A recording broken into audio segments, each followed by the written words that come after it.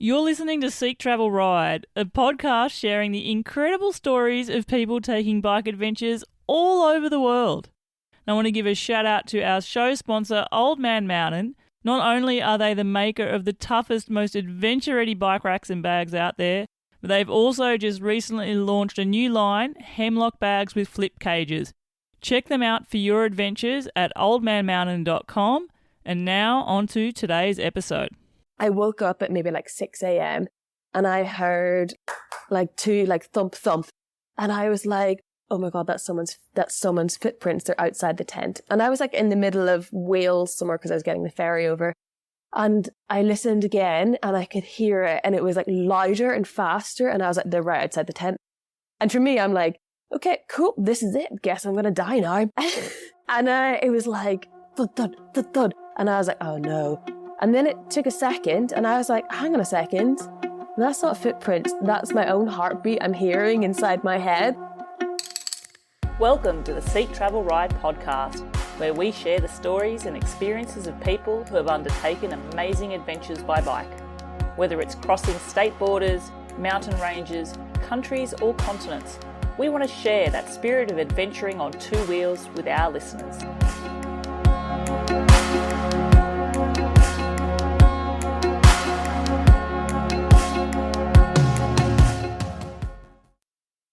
Hello, I'm your host Bella Malloy and I am super excited to be introducing my guest for today's episode of Seek Travel Ride, Saoirse Pottie. Saoirse is a true adventurer. She rode over 7,000 kilometres across Africa from Cape Town to Rwanda, and she's recently just pedalled her way down and through Patagonia all the way to Ushuaia, the end of the world. Today I'm speaking from Saoirse while she's in Colombia, where she's been continuing her South American adventures to explore the best the country has to offer. Now, as you can tell, Saoirse's bike adventures have literally taken her through countries, across continents, all over the world, where she's often out there seeking out adventure, especially on off-road trails. But Saoirse is also just as excited about taking challenges even closer to home, like her mission to cycle through every county in Ireland, reaching its highest point in each and every one along the way. What makes Saoirse's story so compelling, though, isn't so much the places she's ridden to. For me, it's the way she shares them and the community of people she's inspired, which serve as one of the biggest highlights on what I would call her adventure CV. Through humour, honesty, and a super infectious love for adventure, the outdoors and wildlife, she's inspired countless people, women and men alike, to get outside and explore. She's a co-founder of Bikepacking Buds, and also an official Guinness World Record holder. Safe to say, Saoirse has become a leading voice in the bike adventure world. Listeners, to say I'm excited to speak with Saoirse today is an understatement, and I cannot wait to hear her talk about these incredible experiences, the lessons she's learned on the road, what keeps her chasing the next big adventure, and for us all to get a massive hit of wanderlust along the way. Saoirse Pottie, a big warm welcome to the show. Thank you. That was a really, really beautiful introduction. So many kind words. I'm getting emotional and embarrassed. Saoirse, I've wanted to interview you since I started the pod. I think really it's just the way you share your adventures and the community you've built around it. It's what I love about bike adventures in this space. So I cannot wait to hear about your stories. But Saoirse, the question I start my show with, and I ask it of all my guests, is, Saoirse Pottie, do you remember the very first bike you ever rode? I was thinking about this. The memory that sticks in my mind was one Christmas. I got a bike for Christmas and it was like with the stabilizers on and it had like all these like tassels and everything. And yeah, that was like a super cute, first memory of a bike. I don't think I rode a bike that much as a kid, but yeah. A super nice way into it. I can picture you now actually on one of those proper little kiddie bikes. Yeah. Zooming around there. It's fair to say you've zoomed around quite a lot of the world ever since. But I want to know, to me, your passion for the outdoors goes well beyond riding trails. You are a huge outdoor lover. You're a huge animal lover. Was that a passion you had from being a little kid? And what was growing up for you where you were like? Yeah. So I'm from Northern Ireland and I lived like a very rural upbringing. Yeah, I'd say I'm a typical kid of the 90s. So I grew up watching a lot of Dave Attenborough. My mum is a horse trainer. Horse whisperer. A horse whisperer, yeah. Whispers sweet nothings into their ears. This is the part where I tell you I have an irrational fear of horses, Really? but go on. Yes. So I grew up doing a lot of horse riding, and I would have been in the outdoors with that, but less so in the sense of I didn't grow up like hiking, I didn't grow up like cycling, I didn't grow up doing any kind of adventure sport, but I grew up spending a lot of time outside.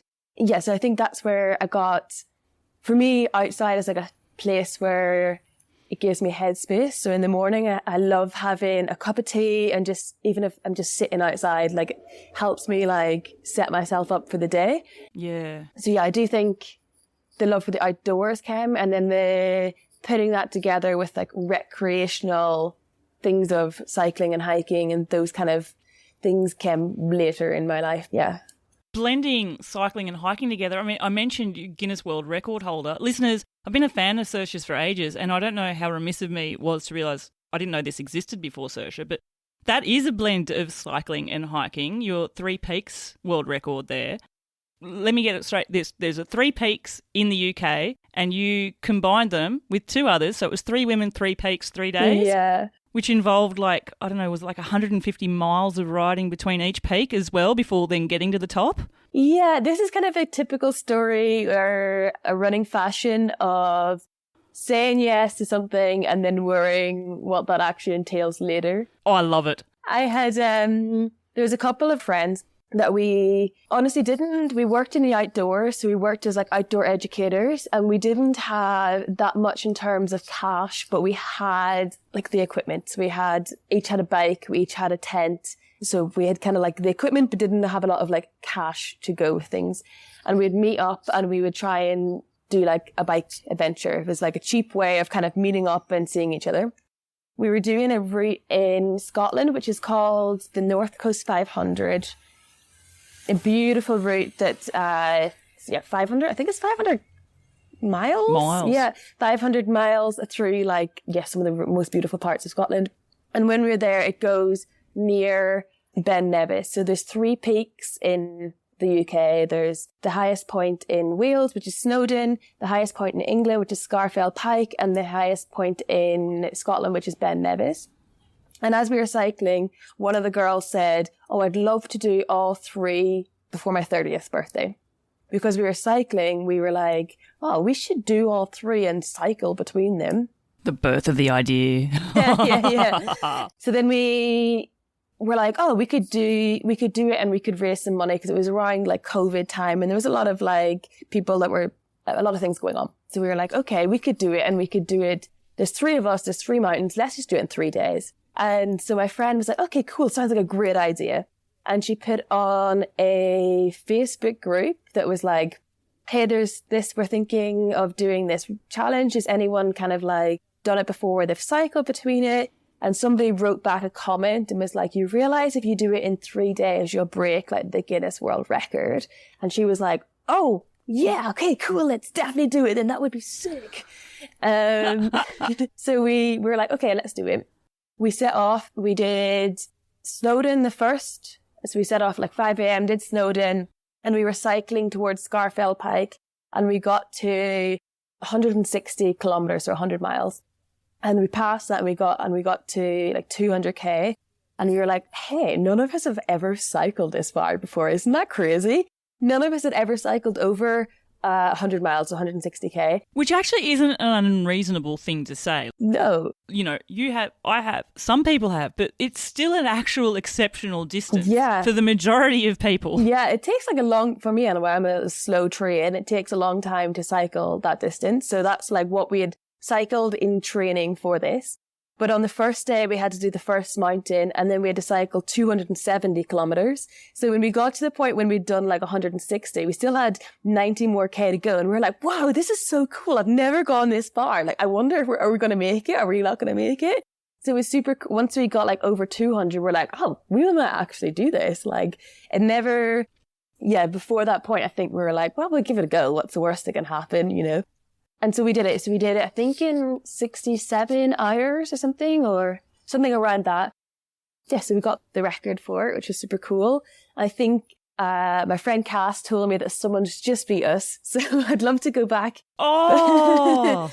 So 3 other women have smashed this, and I think they've done it maybe like 2 or 3 hours quicker, which over a length of 3 days, you're like, oh, I could just sleep a bit less. Do you have an itch to go back? Like, are you one of those people that would go back and try and get it back? I don't know. Oh, you do. You're hesitating. A little part of me, but I think my mindset and like the way I view bike adventures has changed a lot since then. Now I'm a lot more like, yeah, I love to just cycle and then have a chill, eat some pastries. I'm a lot more mellow, I think, with my cycling these days. Yeah, and do you think that has been born out of... Because I guess how I would say it, Saoirse, you know, I did a lot of research before this interview, and I could really see the different trajectory that you were on around that time to where you are at now, and how you travelled then to what you do now. And I wonder whether a lot of that has also come with not just what you've learnt taking these type of adventures, but also the community that's built around it.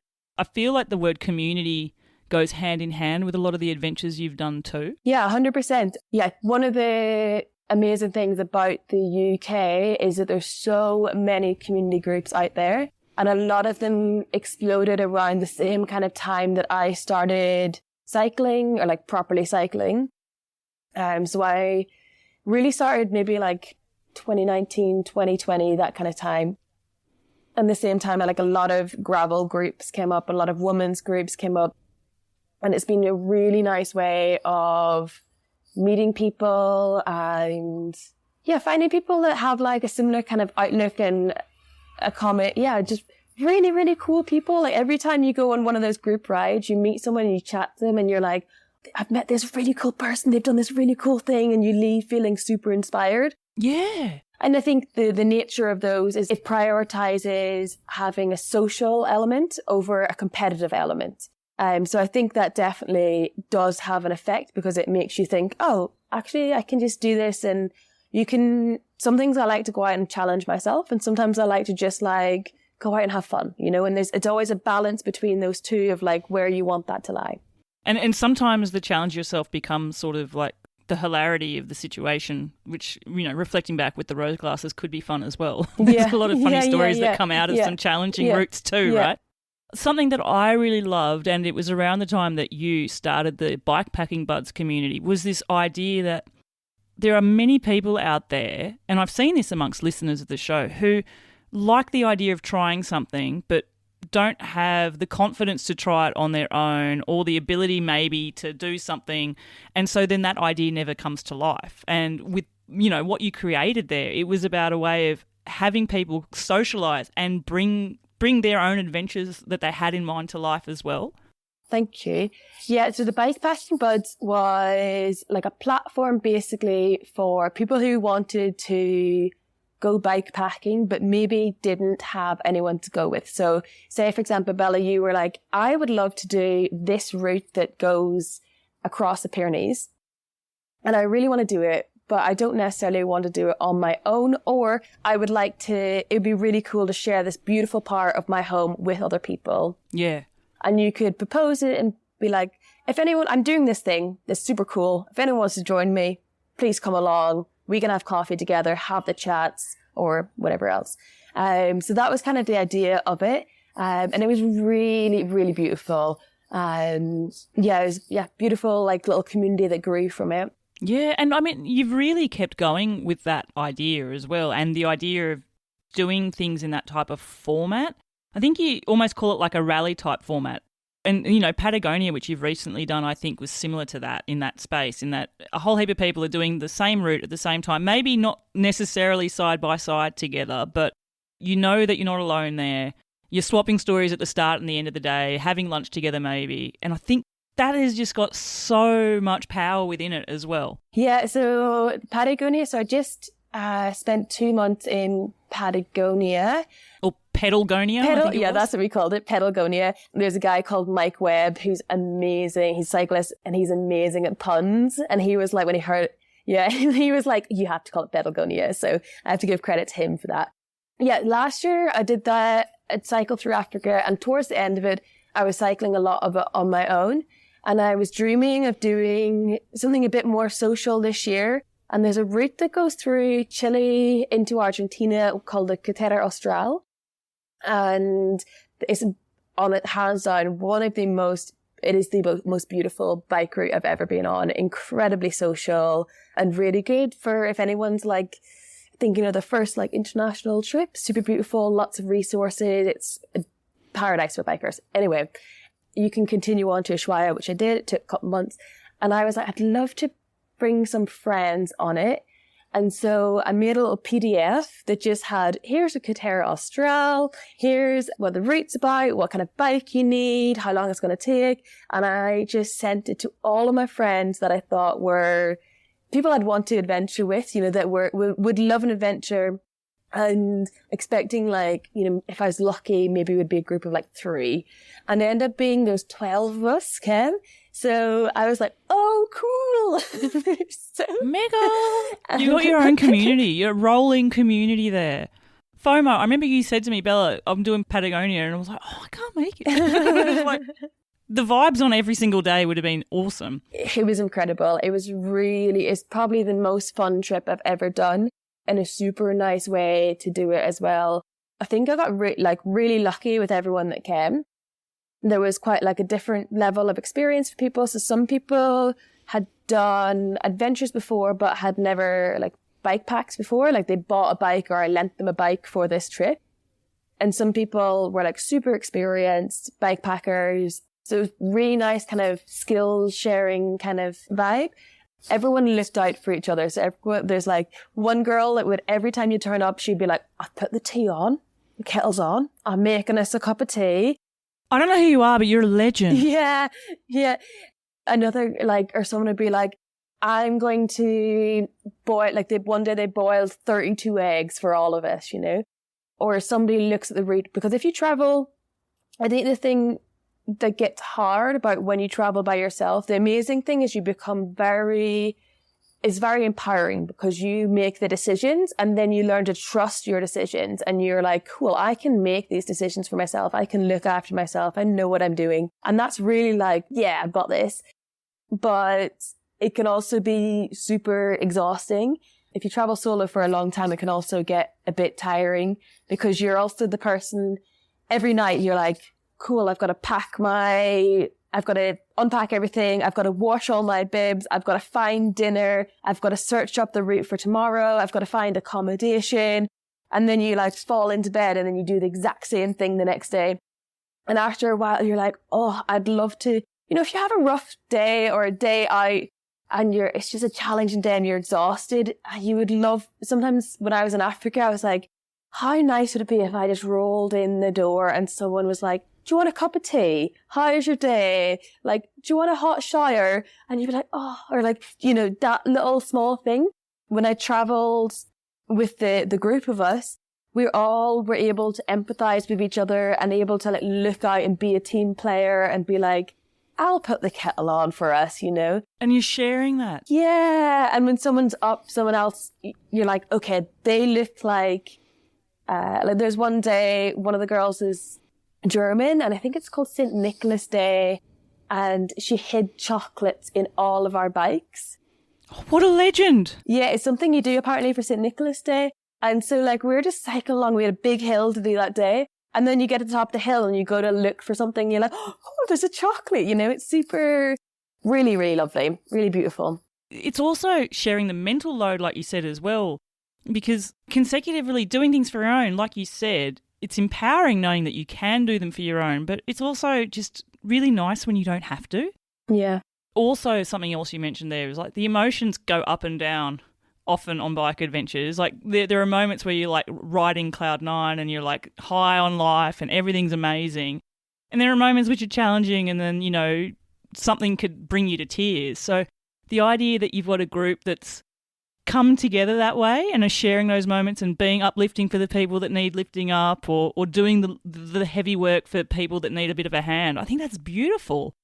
I think the other thing, you would have seen the people at the more beginner end of the spectrum just really grow throughout that time as well. Yes, super, super cool. I think for me, the driving force is when you have something that you love and then you get to share it with other people and you see that like it's contagious, and you're like, oh, they're loving it too. And it's really cool to have that. I think that's what drives me to expand that community, to share. And the same for you, like you're sharing something that you love with other people, and it's energizing. Mm-hmm, yeah. Yeah, it's really, really energizing as well. Do you feel there's a point though where Saoirse, because you have done a lot of solo travel, well, you've done a mix of solo travel and travel with people. I don't know that you necessarily ever need to choose between one over the other, but do you ever feel like there are times where you do just need to transition to be on the other end? So if you're with a group, you're like, I really need to be on my own at the moment, or vice versa, or when you're on your own, you really feel like, gosh, I need a community around me right now? Yeah. I think, honestly, my opinion, I think everyone should do a solo trip, because I think it's a really cool thing to, just see how you get on, and also just to have that like confidence in yourself and be like, yeah, I can do this. I'm a pretty sociable person. Like I love being around people, and I think that's why cycling really suits me, because I also love being by myself. So like I'm an only child, so I'm like used to having like my own space. So I love the idea. The cycling, you get to cycle in your own for a lot of the day, and you can be in your own headspace, and then you can be like, okay, we're going to meet here and or someone stops ahead and you have food and you have lunch together and you can chat and you can be. So on this trip that we did with all of us, sometimes we'd be like, okay, we're all going to listen to a podcast, and then we're going to stop for lunch and we'd chat about like what podcast we'd listen to.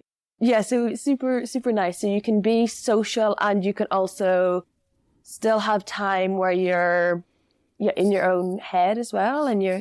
So I really like that. I think the difference is, or the main thing is, when you travel alone versus with other people, I think it's important for me to have both, because I'm quite an independently minded person. And I think traveling with groups of people has taught me, it's like a learning curve for me. When you travel on your own, you can make any decision you want. You can be like, this looks like a nice spot, I think I'll camp here. It's sometimes scary to be like, is this like, it would be nice to have somebody else to give me reassurance this is a good spot. But at the same time, you start to trust your intuition a bit better.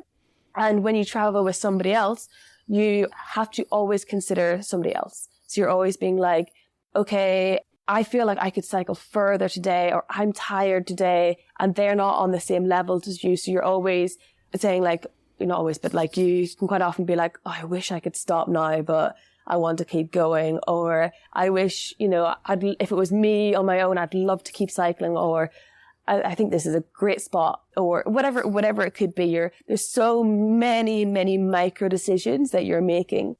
And the more people you cycle with, the more people you have to take into consideration with decision making of all of those things. Do you also find, and I've definitely had this inside cycling with groups and also, just in common life, there's also people who don't want to be the dominant voice in the group and are like, oh, I'm happy with whatever. And so there's like a group of people that don't want to make a decision, and that sort of decision paralysis just overwhelms as well. Yeah.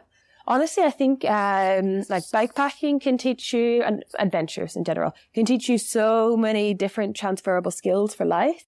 But I think communication is like such a key part of those. And I think one of the key things, I thought I was good at communication. I don't think I am. I think it's a work in progress we're all learning about. I think the thing that is really important, or you can think that you're good at communication, but it's not just communication, it's being able to communicate vulnerably. It's being able to be like, I'm actually super tired and I would love to stop. I would love, because it's hard to be the person. I think we all want to show ourselves as being like strong, and it's harder to be like, I'm actually not feeling okay today and I'd like to stop. Or for instance, like whenever we did this, the most recent trip, there's 12 of us, and if someone stops and has a puncture, it's maybe not necessary for all 12 of us to stop and give them a hand. And we're all independent. So we've all got our own kind of equipment and stuff.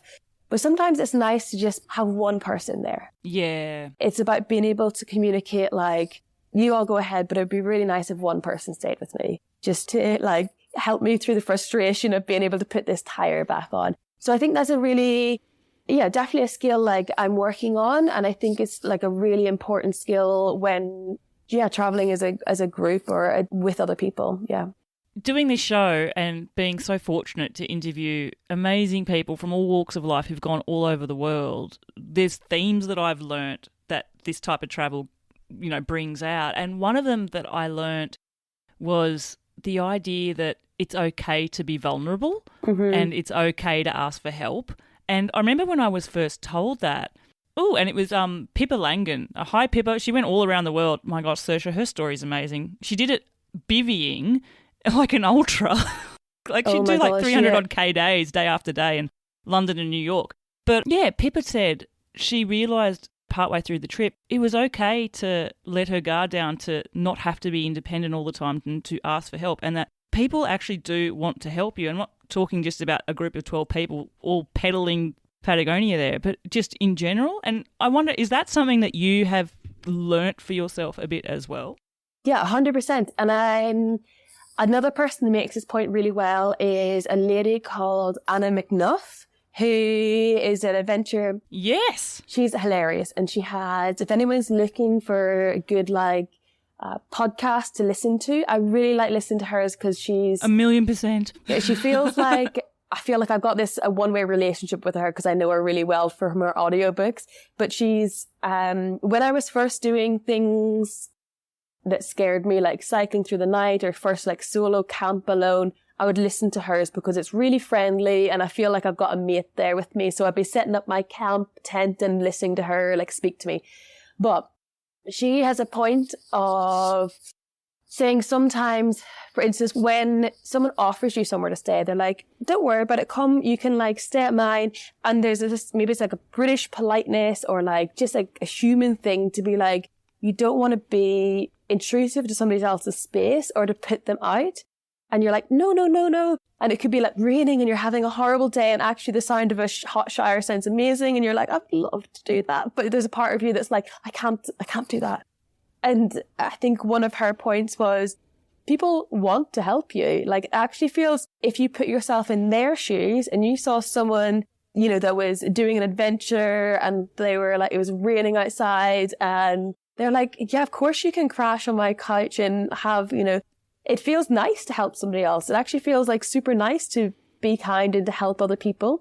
And so when I did the Ireland cycle, honestly, part of the reason why I did the Ireland cycle is because I had the Africa cycle in mind. It was like pre-training? Yeah, I was like, at this point, I was working before this, like a Monday to Friday job. So the longest I'd done was like a weekend kind of like bikepacking trip. And I was like, I've never cycled for over 4 days.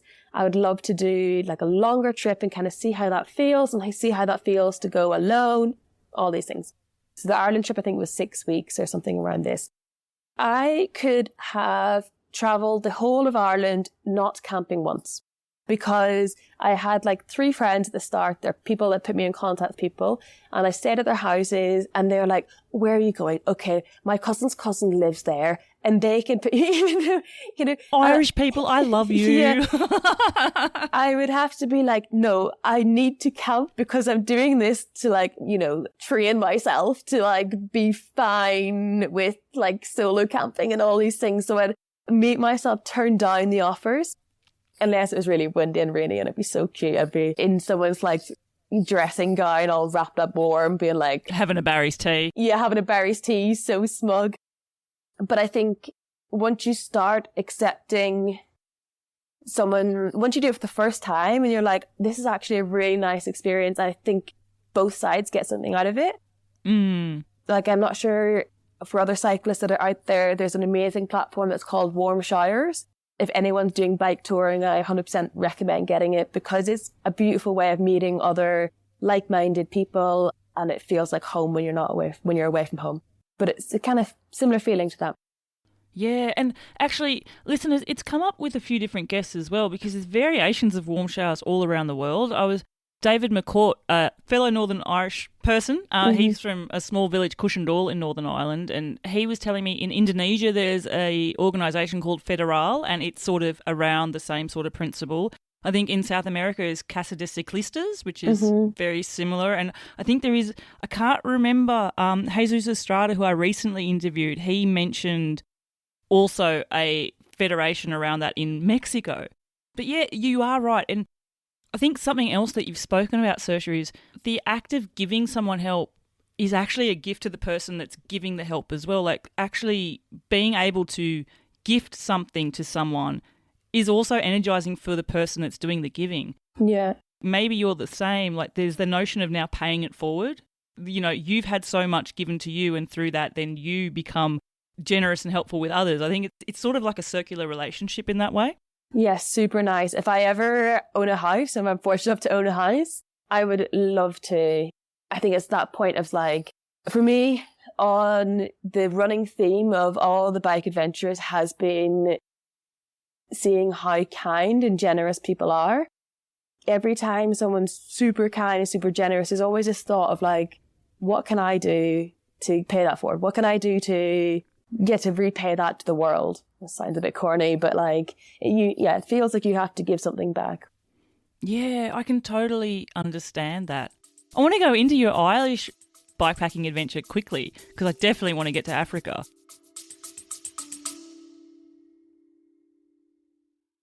Listeners, I don't know about you, but one of the best things about going on a bike adventure is being fully immersed in the ride. The only thing that you're listening to is the sound of nature all around you. But nothing kills that experience faster than gear which just annoyingly rattles, shifts around, or fails when the weather turns bad.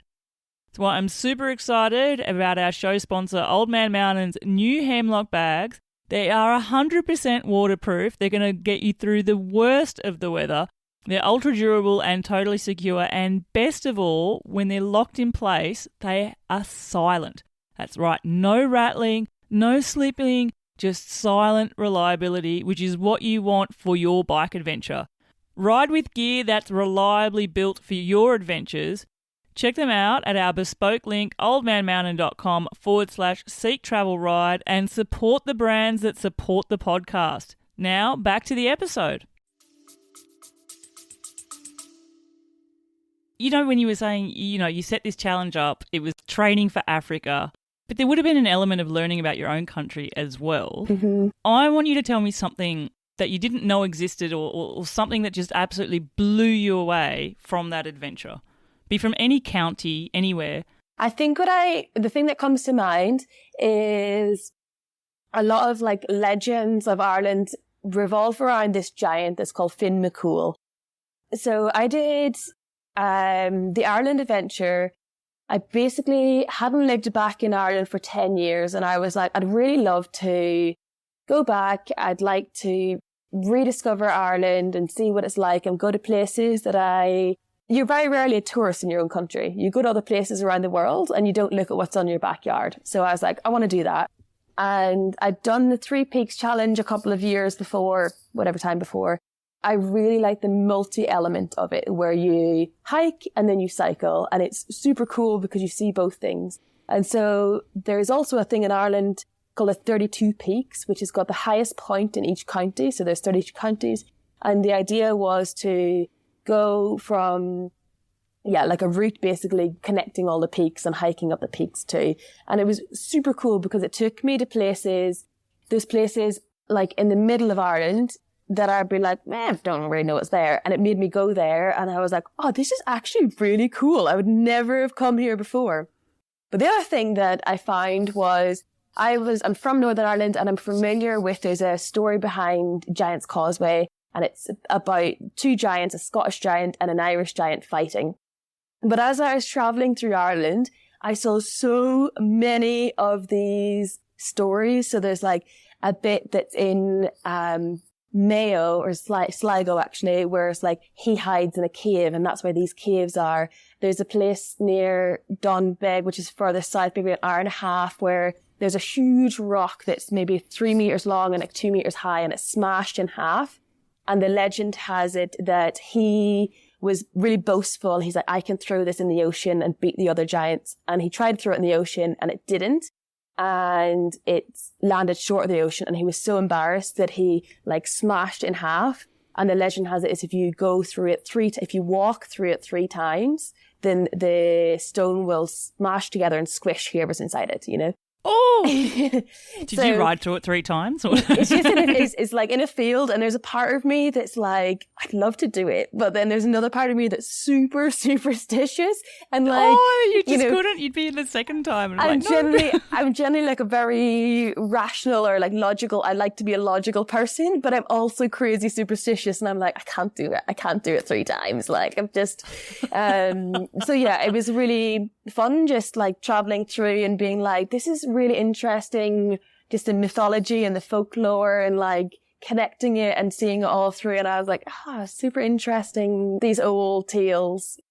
Oh my gosh, Saoirse, there's a bikepacking route that needs to be built around this, and it needs to be called after, after the giant. Yeah. Do it. It takes me back to when I lived in Ireland, and something that I always really loved was seeing like the ferries, like the fairy gardens and the little fairy doors. Like that is such an Irish thing to me that I didn't realise. And I don't know, like I imagine, is it for children? I'm not sure. Do adults get into this as well? Maybe. But it's funny because where I live in the Pyrenees, there's this awesome road, which it's sort of the road just washed away. And so it's closed to cars and it's just like one of our walkways. And about 500 metres down it, there's this tree. And there was a branch cut out, but it's sort of in the shape of a door. And I'm going to do it this year, people. I'll take a photo when I do. I need to put a little fairy there. It can be the little Irish fairy in the Pyrenees. Yeah. But I love those stories. So magical. Yeah. Yeah, Irish people are very superstitious. There's a story of like a main road being built, which is like the M50 or something equivalent. And it's a straight line. And then if you look at it, it goes like around. And it goes around because there's a fairy bush there and they didn't want to destroy the fairy bush and make the fairies angry. Oh my gosh, I love this even more. So, yeah.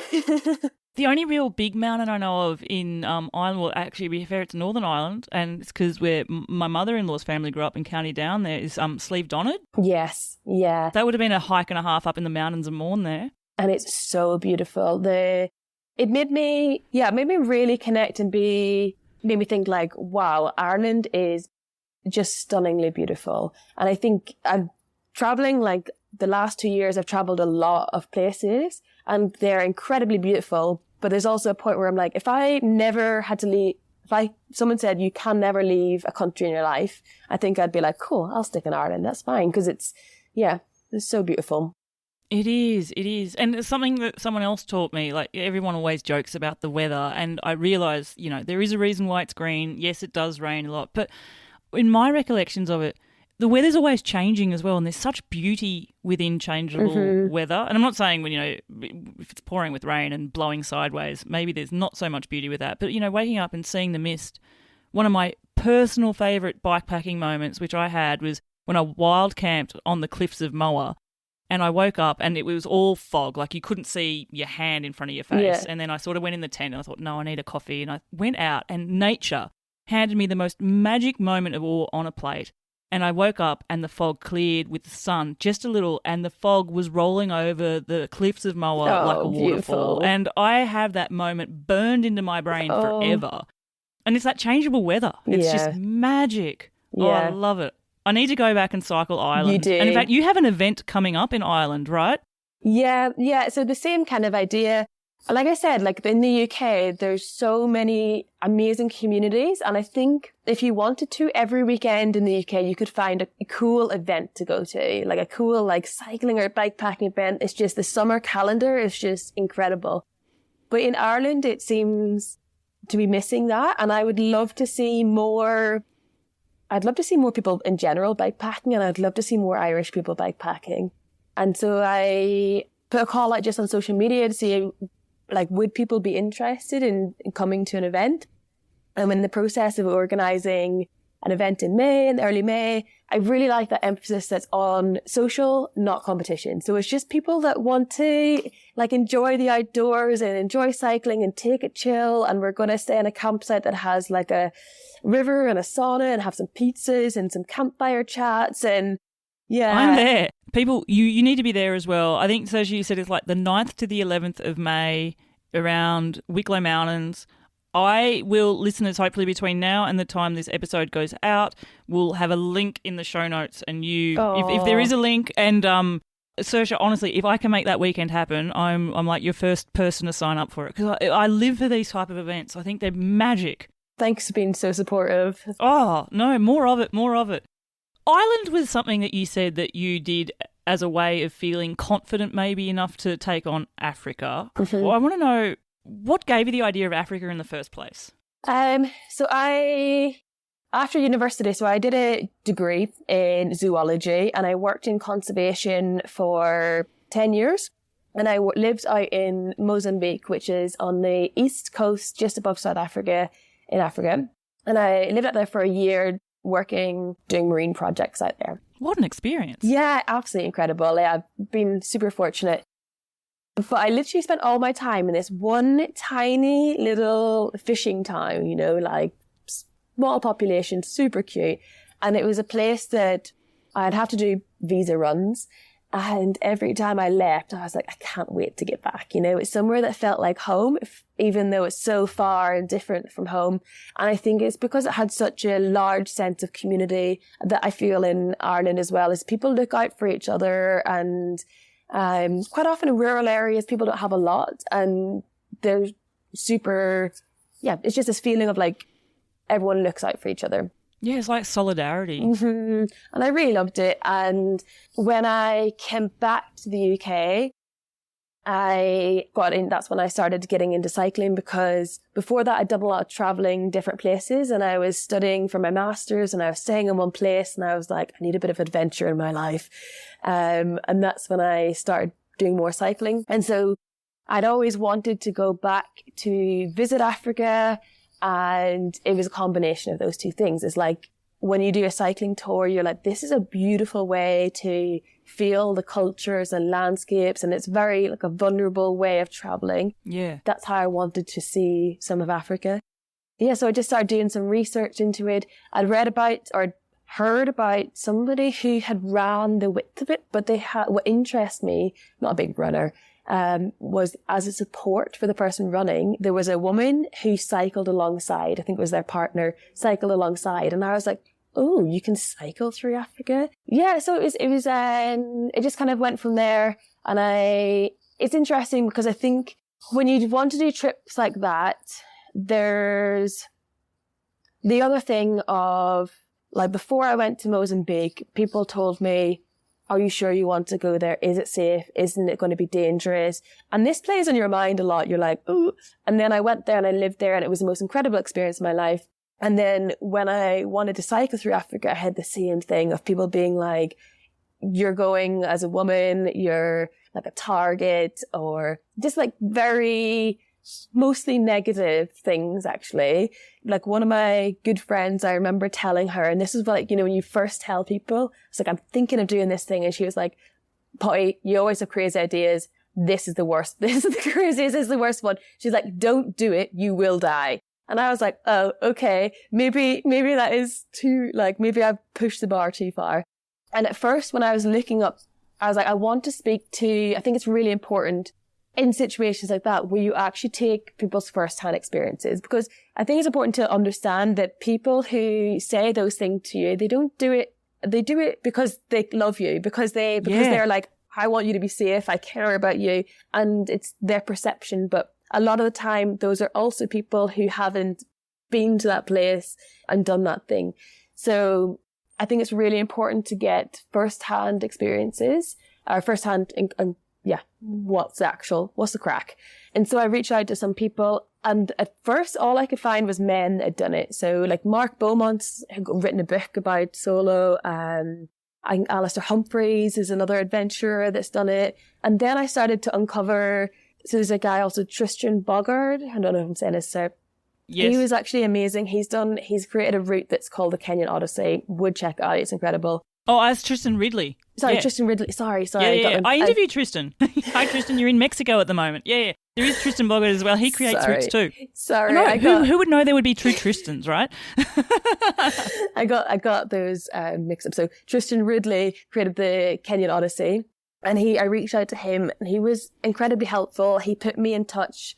I had a Skype call with him and another girl that had done it. And she was like the first woman I'd like spoken to. And she was super encouraging. And there's another woman, Tegan Phillips, and she cycled through with her family. And she was like, I'm busy like doing these things, but here's my dad's contact number. So I spoke to like Tegan How Phillips. awesome is Tegan? She was so cool. And I spoke to like her dad on Skype, and it was super nice to hear their encounters. So the more and more I dug into it, and they would like, because with Africa, the thing that really excited me was the fact that there wasn't much online. Like if I read through the trip I've just done, which is the Caraterra Austral, there's so many blogs, so many YouTubes. It's super cool. You can almost do the route before you do the route. But what excited me about Africa was like, I have so many question marks. I don't know if it's possible. I don't know, like all these different things. And bit by bit, it was like going back to the early 2000s where there's like an email chain thread and someone puts you in contact with somebody else. And I was like, someone knows someone who knows someone. Yeah. And it was really exciting being able to like kind of uncover that. And the people I did speak to and the woman that did do it gave me really positive feedback. And give me really good tips as well. So it was, I think, you have to have a sense of bravado because you have to, at some point it gets to the point where you have this small group of people of maybe like 5 people that can tell you you're going to be okay, or like, I think it's going to be okay. But then you have a majority of other people, like a larger force that are present to you that are like telling you that it's not going to be okay. Or, you know, you might be in danger. And so you've got to really like trust and like be strong and not let like, you know where you're taking that from. Yeah, I think the wobbliest point was I've got some really cool adventurous friends and I threw a party before I went. And as I left, they hugged me and they're like, please make it back alive. And I was like, okay. Oh, because again, it comes from a place of love. Yeah. Yeah. But then it sort of just inadvertently throws the fear into your head too, doesn't it? Mm-hmm. Oh. And I remember being like, I hope so. And it's so like, now I look back on it and I'm like, why were you ever scared? Like it was completely like, I had a wonderful time. And that's obviously a very personal thing because I think the world is the world and it's just one experience. It's not everybody's experience. And I think that's super important to remember. But yeah. Yeah. And, you know, listeners, I hold it with a big passion project here with the show. And when I started, I wanted to be the way where, Saoirse, I'm really trying to really tell the stories of more women than men where possible because of exactly what you've been talking about. And in that, I have spoken to some amazing world travellers who've taken bike adventures around the world, and the overwhelming majority have had amazing experiences, but it would be remiss to say that some of them haven't had some great experiences in moments. But the one thing that's come out is you can't hold those moments down to a country or a culture or a people because those things happen everywhere around the world. You're more likely to have something bad happen to you in a big city in the West somewhere than you are in a small village in Africa, perhaps. And I love the idea that you're reaching out to people who have that first-hand experience as opposed to people who have this love for you but also don't know what it's like and have these perceptions. I remember Vibke Luman, who did her amazing cycle down the west of Africa. You know, I asked her the best thing she loved about bike adventures, and her response was changing those perceptions into reality and actually seeing what the reality is like on the road. And I imagine that resonates a bit with you as well, is just that notion of what you thought a place was like, but actually what it's like when it's there. And I think it's breaking those things down even smaller. So the things that you can be scared of. So for instance, I was super scared of camping solo, just in general. And I remember before I did during the Ireland trip, the first night I camped on my own, I woke up at maybe like 6 a.m. and I heard like two thump thump. And I was like, oh my God, that's someone's footprints. They're outside the tent. And I was like in the middle of Wales somewhere because I was getting the ferry over. And I listened again and I could hear it and it was like louder and faster. And I was like, they're right outside the tent. And for me, I'm like, okay, cool. This is it. Guess I'm going to die now. And I was like, oh, you'd be bricking it. I would be. I know. Like, I've been there. I've done that. I know what you're talking about. And it was like, thud, thud, thud, thud. And I was like, oh no. And then it took a second and I was like, hang on a second. That's not footprints. That's my own heartbeat I'm hearing inside my head. I wasn't ready for this. I was waiting for you to say it was a cow or you're an island, it was a sheep or something.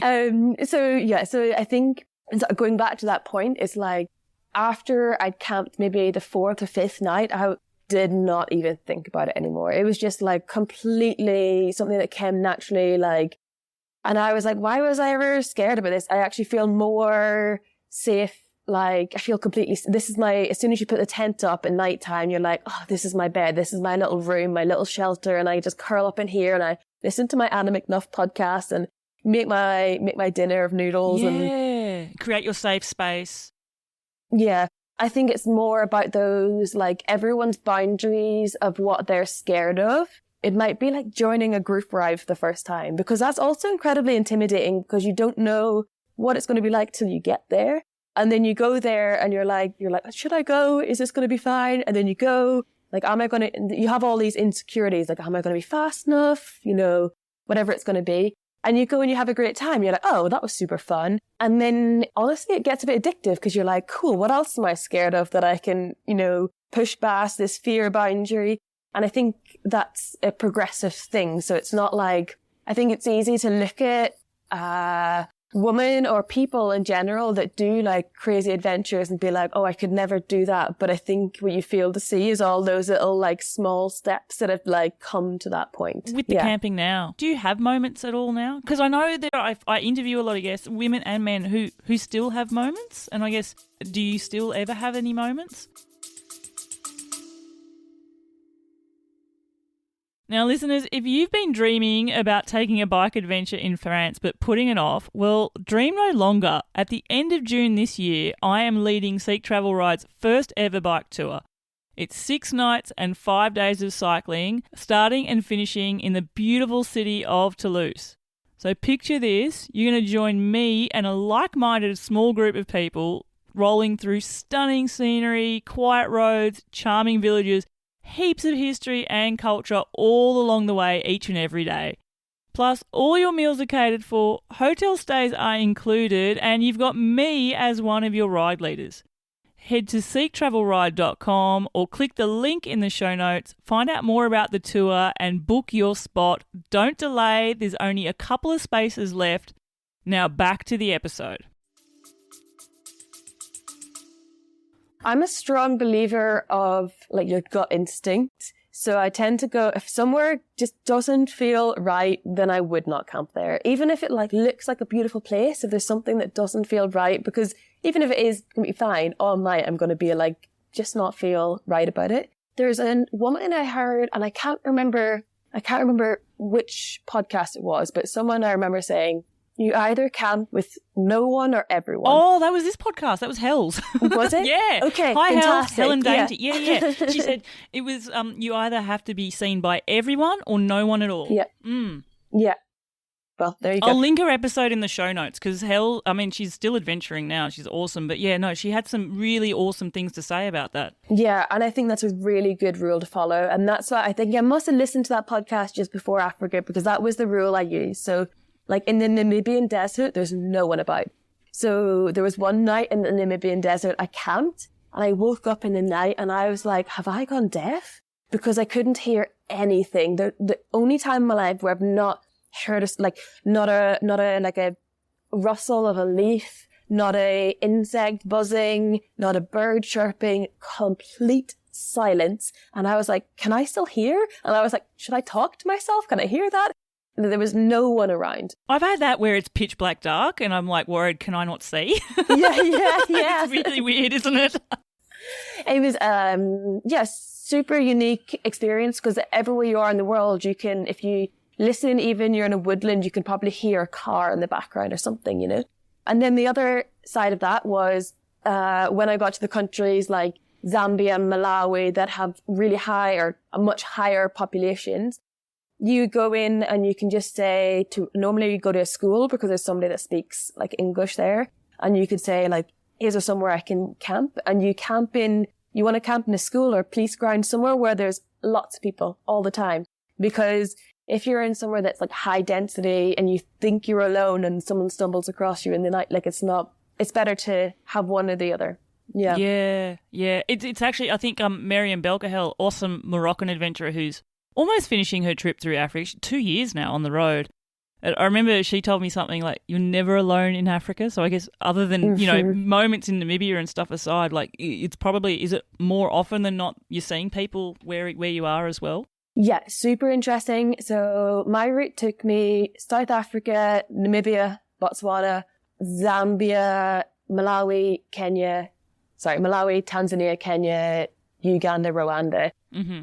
And the first, Namibia to Botswana, super low population. You can travel like 300 kilometers and you won't see a shop. And then you literally cross the border into Zambia.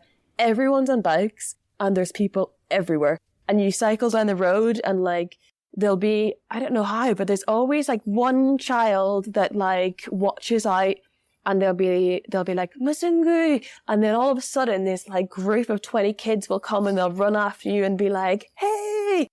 So like everyone will just like come out and they'll be like watching me just cycle past.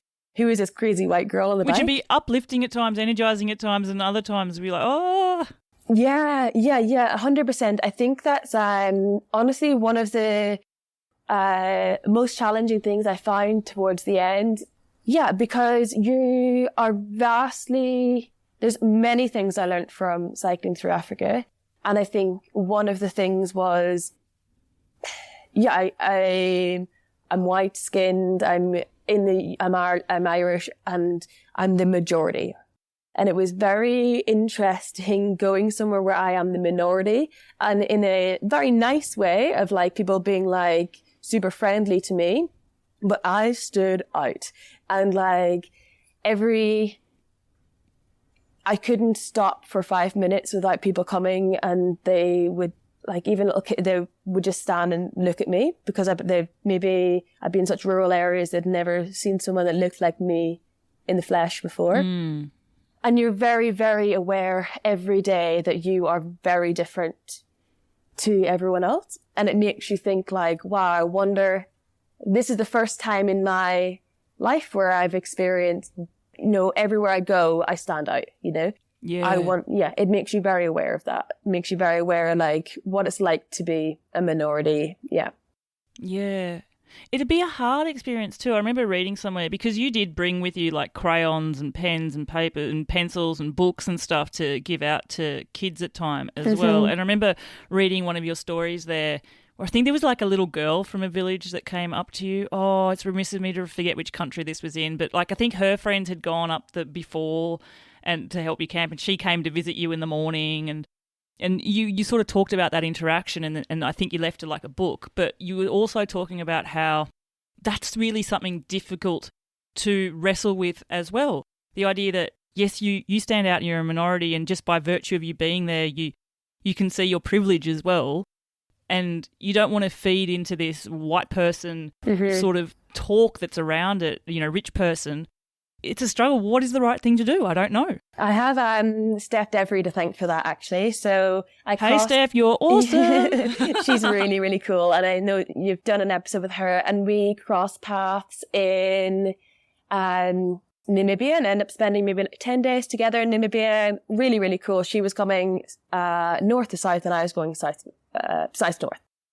And one of the discussions we had was what you do about this. So for instance, I remember stopping and it was in wherever I think Namibia, somewhere where I was. And I stopped and it was a boiling hot day and I stopped and got a Coke or a fizzy drink at a shop.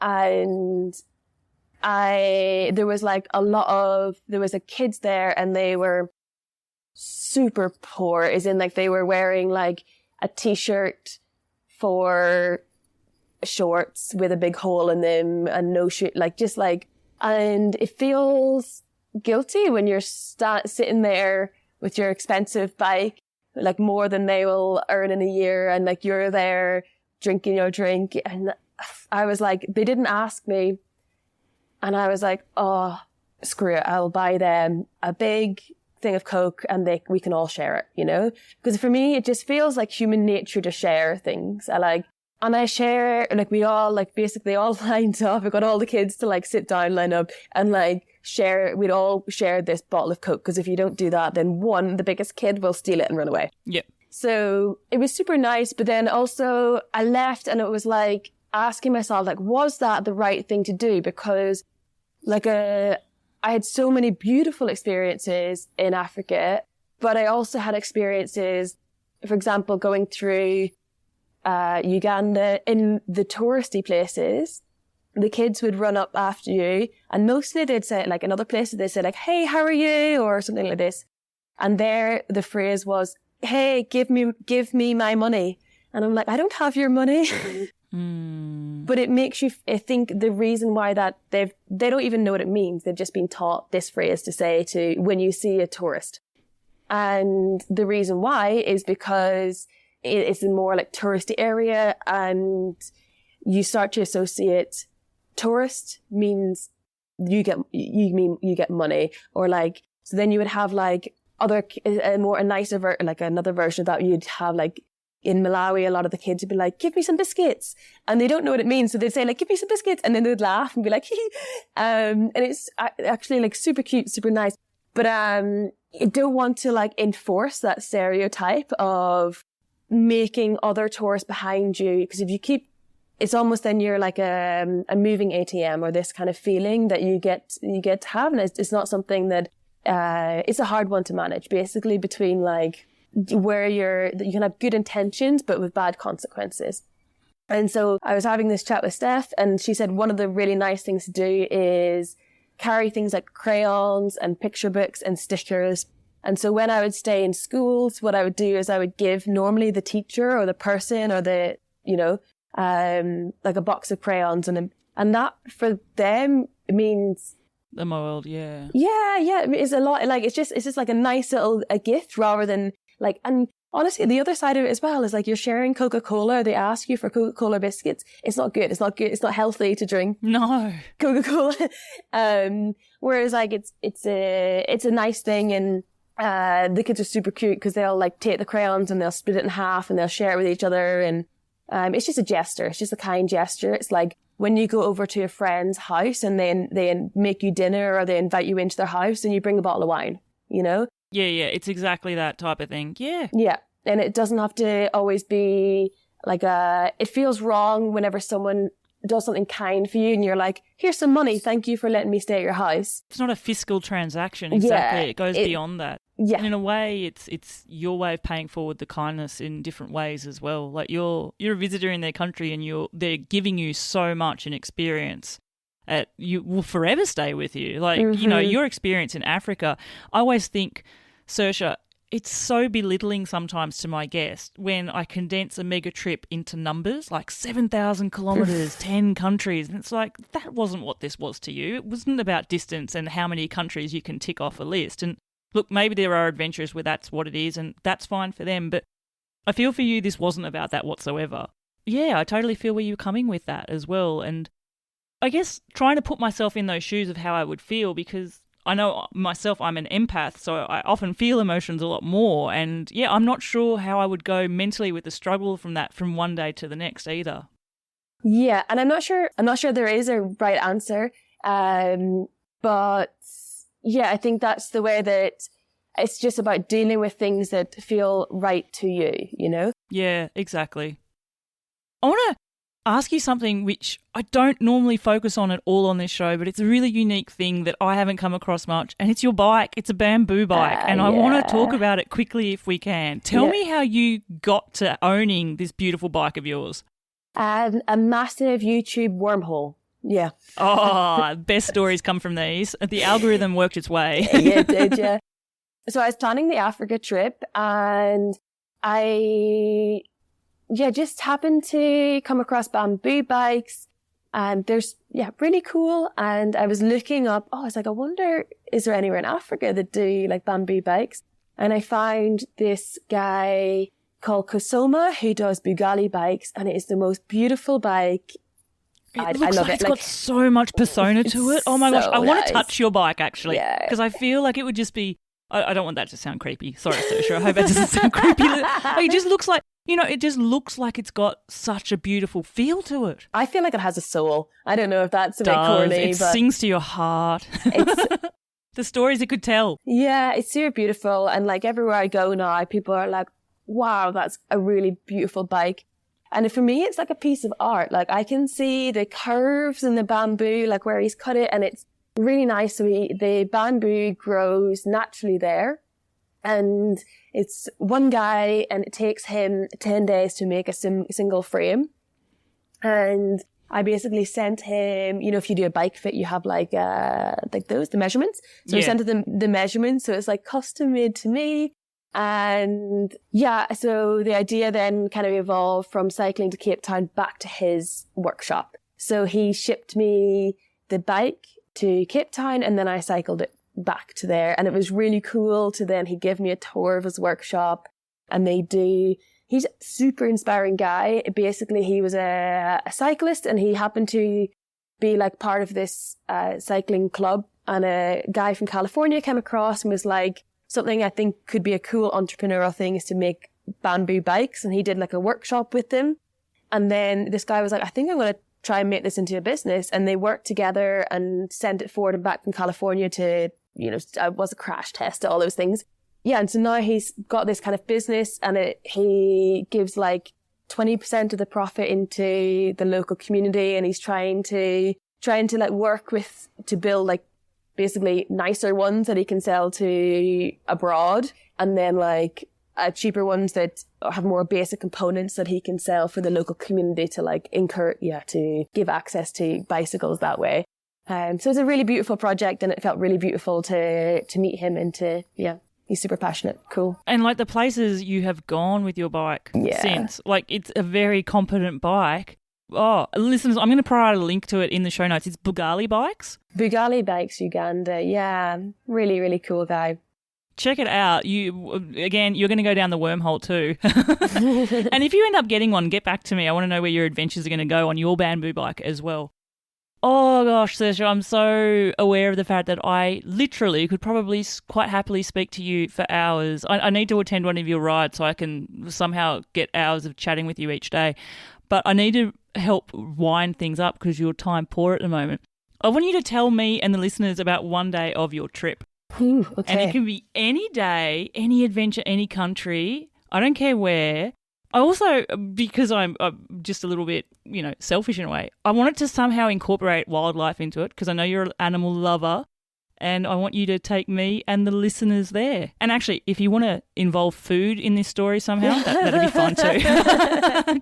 Because I have to talk about food on the show. So this is my way of getting 3 questions in one. So I had the first one that came to mind was a recent one that had birthday cake in it. But oh my gosh, well, there we go. Already ticking boxes. Yeah, a beautiful one just recently it was one of the girls' birthdays, and it was so nice. We stayed at this cute campsite, and the owners basically made us a birthday cake of this like homemade, cute little like old lady. So we woke up in the morning and we had birthday cake for breakfast, and then this incredible, the most beautiful day cycling. That was the most recent food one. But wildlife, I think, is definitely got to be like an Africa story. And there were definitely at least 3 points in Africa when I did the Africa cycle where I was like, I think I could have died there. That was pretty sketchy. Wow. And this is like one of those stories. A survival story. I love this. I don't know, and probably due to my own stupidity as well. So I was cycling through Botswana with my friend Abby Popplestone, amazing adventure as well. Hi, Abby. And we both had a different kind of approaches or feelings about wildlife. So I'm wildlife crazy, absolutely love it. And you studied zoology. I mean, hello. Yeah, and also I would say probably a little bit. I think I could have more apprehension, maybe, or I could have more caution. Yeah, I think I should have more caution in my life. Okay, you're fearless. Yep. And sometimes not in a good way. So we were cycling into Botswana, and Botswana There's no fences. The wildlife just roam completely wild. It's got one of the highest populations of elephants in the world. And as we come into the visa place where we cross the border into Botswana, the people see us, 2 girls on bikes, and they're like, are you crazy? Aren't you worried for the lions? And every day we would have people say, aren't you worried about the lions? And I was like, oh, I can't wait. Maybe there'll be lions. And Abby was like shaking. She was like, I do not want to see lions or elephants or anything, which is a rational approach. And one day we were cycling along and we'd seen elephants like in the distance. And it was supposed to be rainy season, but because of climate change, it's extended and it's dry season now. And the elephants are looking for places to drink water. And on the side of the road, there was about 30 elephants. And they're all in groups of 2 or 3 or 4, and they're spaced across.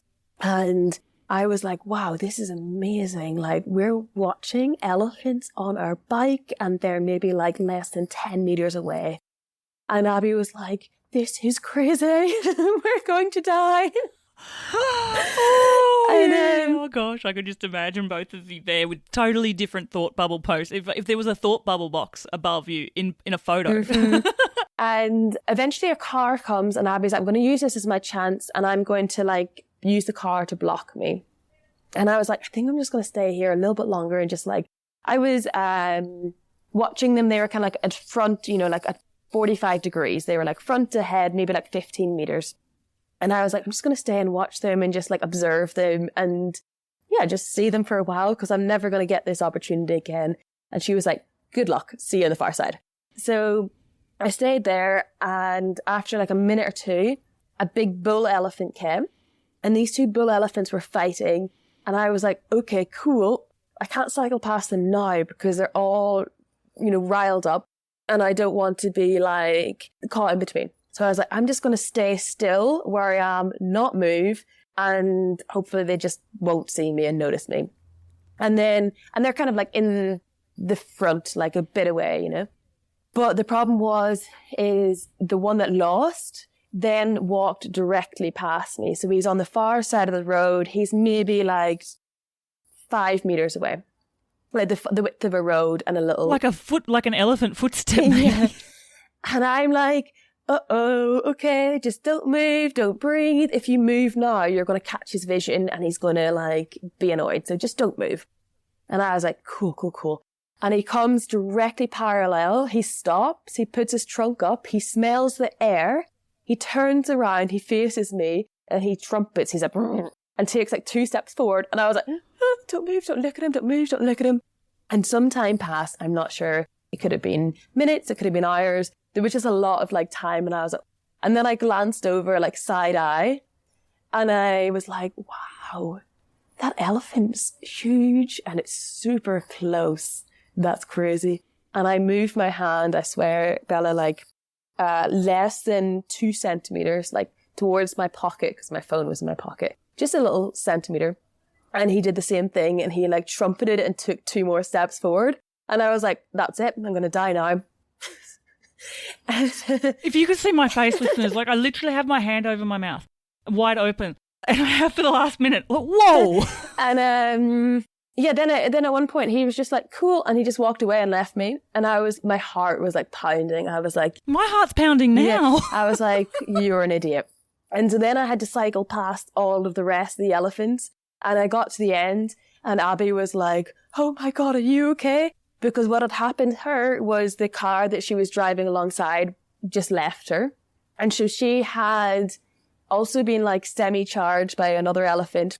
So I'm not sure what the advice is, some people say like stay still. Some people say like cycle past them and just like ignore them. So I think it's honestly like a bit of chance and a bit of luck and hopefully you don't get the aggro ones. Whoa. But that night we stayed, what they have is telegraph towers and they've got solar panels to help them run at all times. And to protect the solar panels, they put a cage around them. You can sleep kind of inside the cage. And it's like the reverse zoo. So like you're in the cage. And they can't get to you. Oh, wow. And so that night we slept there. And we could hear like the lions and hyenas and different things. David Attenborough would be so proud of Yeah. you. And Abby was like, did you hear that? And I was like, yeah, it's cool. And the next morning we set off, and a driver came towards us, and they were like, there's lions on the road. And we were like, okay, this is too much. We got a lift past the point we thought there's lions. And maybe we thought we'd passed the point where they were, and we were cycling on. And next thing I was slightly ahead of Abby, and I could see this like drag marks, and it was definitely like drag marks and blood. And I was like, that's a good sign. And Abby came past me and she was like, did you see that? And I was like, yeah, mate, it was just diesel. Pretty sure it was just diesel.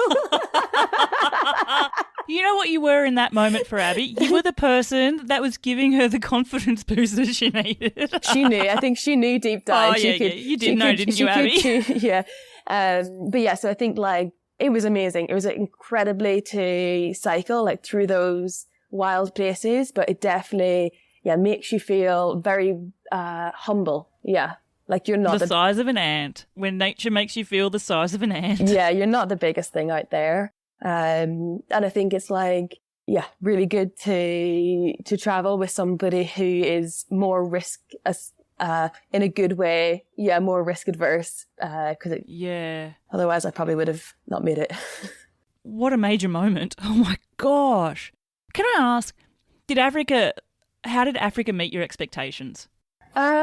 Reflecting back on it now. I think it was one of the toughest cycles or journeys I've ever done in my life, in some really positive ways and some really confronting ways as well. It was like such an adventure. It's hard to sum it up, but I think it's been it's been a year now since I was finishing the trip. I think I finished it just over like mid-March last year. And I think I'm still coming to terms and processing everything. And so it's hard to, I don't know. I can't even remember what my expectations were beforehand, but it was, definitely an adventure. Yeah. And I imagine like many adventures, it's the sort of thing that some random thing will trigger a memory about something that happened there as well, whether it's a smell, whether it's something on the menu, whether it's an animal that you see on a TV show or whatever, a song you hear necessarily. I imagine that's how Africa will be for you, and the things you've learnt from Africa in a way you're probably even still learning, and probably reflecting on how you've changed since then too as well would be I feel taking these adventures can only just be a massive gift to yourself.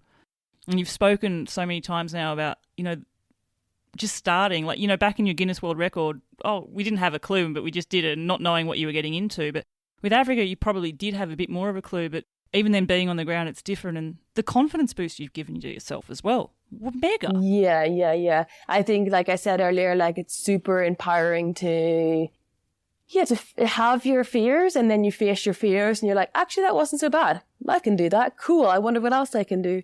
I'm trying to do that every single bike ride with riding downhill on dirt, Saoirse, and gosh, I really just want that day to click for me where I go, whee, and enjoy it, whee, and just, enjoy that moment. Hopefully it will. We all have fears for different reasons, I guess, don't we? Abby actually has an amazing phrase that she says, which is, feel the fear and do it anyway. And I think that's your downhill is you feel scared every time you do it, but you're still doing it. And that's really cool. Yeah. I remember interviewing Marie Soleil-Blay, an awesome Canadian bikepacker and ultra racer. And she was a little bit the same when she first did the Tour Divide, was I'm going to do it scared. And you're scared, but you're still doing it. And, show yourself that you can as well. Oh, Saoirse, I have to wrap this show up. I don't want to, but I will. If people want to, and listeners, I mean, you may already be following Saoirse. If you're not, follow Saoirse. Get a hit of Wanderlust with the way you share your stories is just, I love it. It always never fails to cheer me up. There's just an honest way of telling people what you've experienced, and often with a nice dose of humour as well, which is cool. The best way people can follow your travels, is it on Instagram? Oh, thank you so much. On Instagram, probably where I document most of my stuff, mostly for me because I've got an awful memory, so it helps. But yeah. Yeah, awesome. And I'll provide a link to Saoirse's socials in the show notes. Saoirse, time to wrap the show up. I got 3 short, sharp questions, which you probably already know what they're going to be, but I asked them anyway. The first one's music related. You're a guest of the show. You get to be a part of the Seek Travel Ride music playlist. Listeners, it's on Spotify and Apple Music. I want to know, what song are you going to pick, Saoirse Pottie, to be the soundtrack to your bike adventures? Okay, so I've listened to your podcasts and I remember thinking, I wonder what's going to be my song. Do you listen to music on your adventures? I do. I've got a whole little thing where normally in the morning, I like to have like a couple of hours where I just listen to my own little thoughts. And then I'll put on like maybe some music if there's an uphill or like a podcast, then in the afternoon. The song is Wonderful Life by Katie Medulla. Oh, lovely. Here I go on my own again. And it's like, going off. And there's a couple of different versions. You can have a remix version. Or you can have the cam version, depending on which one you prefer. Oh, okay. Oh, it'll be a lucky dip which one I put into the playlist. Next question, and you have dealt with both of these in different continents, or probably even the same ones even, maybe in the same country. Saoirse, one day you're riding and you have a decision. If you go left, you're going to be on a never-ending, most corrugated, bumpy road the world, washboard surface. It's not just something for a minute, it's the whole day long. You get off the bike and you still feel like you're vibrating along there. Mm-hmm. Or the other direction, you've got a never-ending headwind just, trying to push you backwards. I know you've been through Patagonia recently, and I know you mainly had tailwinds, but you did probably have some headwind days there. I know you've done the washboards in Africa. Which one are you going to choose? Yeah, I don't know. They're both soul-destroying. They're both horrendous. And I want to say they're equally horrendous as well. So. Yeah. Do you know what? I think maybe I had a lot of that washboard. And in Patagonia, I had days with the headwind. And I'd say when you see people that travel from south to north, they sometimes look like their soul is broken. How do people do that, FYI? I've interviewed guests who've done it, and I don't know how. How do you keep going? I am so in awe of their mental resilience. But I think for one day, I think I would prefer headwind because I hate a headwind, but I find that the washboards are super hard on the body. Like I find like my feet go numb, my hands, my butt hurts, and then mentally, and you're just like, oh. So yeah, probably headwinds for a day. Yeah. Oh, team headwind, you are down. I love it. I love your answer. And I know I'm probably going to love your answer to this one because each person's answer is so unique. But Saoirse, I want you to finish this sentence for me. And the sentence is, the best thing about taking a bike adventure is? This sense of freedom. Oh, I love it. I love it. And you've been giving yourself this sense of freedom for ever since you discovered bike travel, really, haven't you? It's beautiful. I think, all you need is a bike and a tent and you can basically, go most places. Oh my gosh, I love it. I love it. Oh my gosh, Saoirse Pottie, it has been an absolute pleasure. You've been one of the first people on my list of who I wanted to interview on this podcast, and I am so mega appreciative that I have gotten the chance to do this with you now. And, when you were just talking there, the sense of freedom, you just need a bike and a tent, you can go anywhere. It sort of ties back to when you first discovered travel. You didn't have a lot of money, but you had a bike and a tent and you could go places. Mm. And the places that you have gone to now are awesome. The other thing I thought of was, when you were researching about Africa and you were trying to reach out to people that had that experience, I'm 1,000,000% certain that there will have been people who have reached out to you and will continue to do so for your experience. And it's like that full circle. What we talked about of the act of giving and being able to give back, you are doing so each and every day. You have created communities all around the world and showing so many people the way to make their adventure dreams actually be more than something that is a thought bubble in their mind, but putting it into action. I am super stoked and super appreciative and thankful. Thank you so much for sharing your stories and experiences on the show here at Seek Travel Ride. Thank you. And same exactly back to you. I've listened to so many of your podcast episodes from different places, and I feel like you're doing exactly the same thing. So thanks for putting this all together. Oh, mega. And here's to hopefully meeting up in Wicklow. Yeah. Listeners, what an absolute mega discussion I've just finished up there with Saoirse. As I mentioned in my close there, this episode to me was almost 2 years in the making, and it's amazing to think of the adventures that Saoirse has taken just in that 2 years worth of time. I really love how I can reflect back on her bike adventures and see how she's progressed. And also, she's now doing the thing, so many years of experience, what she's doing and the places she's going to now. But I really loved something that she spoke about of how there are steps to getting to that level, and it's not necessarily that you have to jump in at the deep end to be able to do something like this. The idea that Saoirse first challenged herself with just going solo for a few days, riding for more than 4 days in a row on a bike adventure, to working out how am I going to be comfortable with the idea of camping on my own. And then all of a sudden, she's packing that experience into her saddlebags or pannier bags and going on mega trips through Africa. And I really love the idea that all along the way, she's also now created these communities of bike travellers as well. The idea that Patagonia with 12 others, and just, can you imagine, listeners, the absolute energy from that group? But also the idea that she still is teaching herself to be comfortable with sharing her vulnerabilities and just being open and honest about where she is each day when she is riding with a group of people. I absolutely loved it.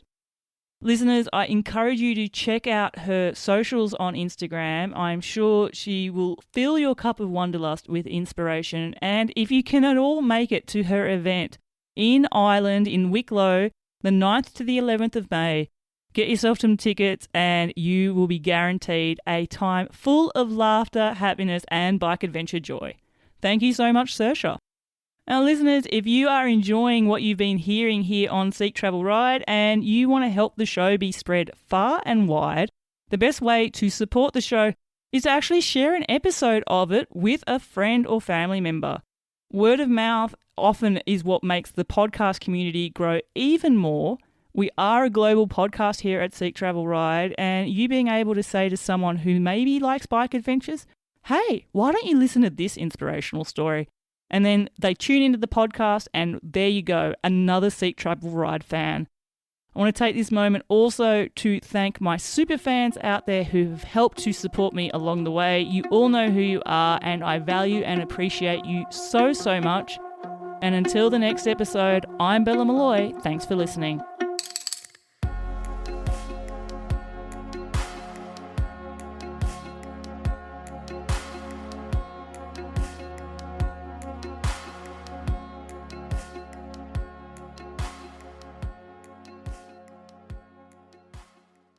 And thanks for listening to today's episode. Before you go, just another shout out to our show sponsor, Old Man Mountain, and their new hemlock bags with flip cages. They're fork-mounted packs which will attach securely with a hook and lever flip, ensuring a stable, rattle-free ride and easy removal.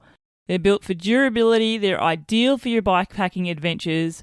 Check them out at our custom link, oldmanmountain.com/Seek Travel Ride, or simply click the link in the show notes. Happy riding!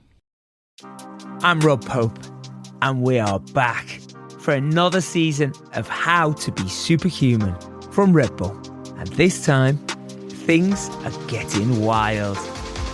We're climbing up vertical rock faces, blind, trekking to the furthest reaches of our planet alone, and paragliding over the tallest mountains in the world. So subscribe and listen. From Red Bull, it's How to Be Superhuman.